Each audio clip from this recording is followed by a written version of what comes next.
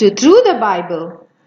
We are in the book of Daniel, and our story today is about Daniel's three friends, Shadrach, Meshach, and Abednego. Three men stand up for God. Daniel chapter 3, 1 to 30.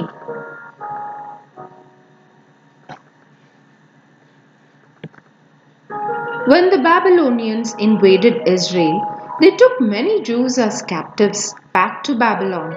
King Nebuchadnezzar promoted three captives to be officials in Babylon and gave them new Babylonian names: Shadrach, Meshach, and Abednego. King Nebuchadnezzar made an image of gold 27 meters high and 2.7 meters wide and set it up on the plain of Dura in Babylon. All the rulers and officials were summoned to attend the dedication of the image. A herald loudly proclaimed, "Everybody is commanded, as soon as you hear musical instruments like trumpets, oboes, lyres, zithers, and harps, you must fall down and worship the image of gold that King Nebuchadnezzar has set up. Anyone who does not fall down and worship will immediately be thrown into a blazing furnace." As soon as the music played, everyone bowed down to the golden image. Everyone, that is, except the Jews, Shadrach, Meshach, and Abednego. They believed they should worship God and Him alone. The Babylonian astrologers reported to Nebuchadnezzar that Shadrach, Meshach, and Abednego had not bowed before the image of gold, nor did they worship his gods. At that, the king flew into a rage and ordered the three men to be brought before him. He gave them one more chance to bow down when the music played, or they would be thrown into the furnace. "Do you think there is any God who can save you?" he shouted.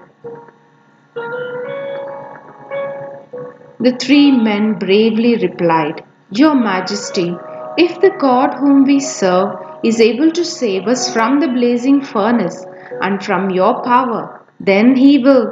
But even if he doesn't, we will not worship your God, and we will not bow down to the gold statue."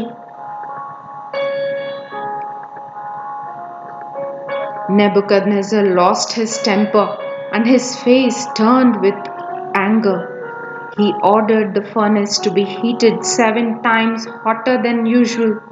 The strongest men in his army tied the three Jews up and threw them, fully clothed, into the roaring furnace.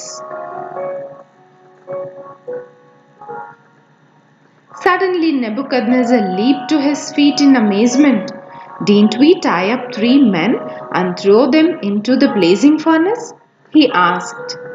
They answered, "Yes, we did, Your Majesty." "Then why do I see 4 men walking around in the fire?" he asked. "They are not tied up and they show no sign of being hurt, and the 4th one looks like an angel or son of God."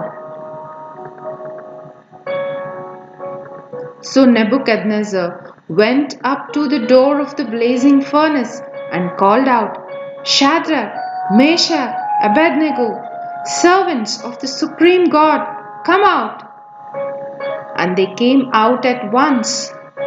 All the princes, governors, and other officials gathered to look at the 3 men who had not been harmed by the fire. Their hair was not singed, their clothes were not burned, and there was no smell of smoke on them. The king said, "Praise the God of Shadrach, Meshach, and Abednego. He sent his angel and rescued these men who serve and trust him. They disobeyed my orders and risked their lives rather than bow down and worship any god except their own. The king continued, I command that if anyone speaks disrespectfully of the God of Shadrach, Meshach, and Abednego, he is to be torn limb from limb, and his house is to be made a pile of ruins. There is no other God who can rescue like this.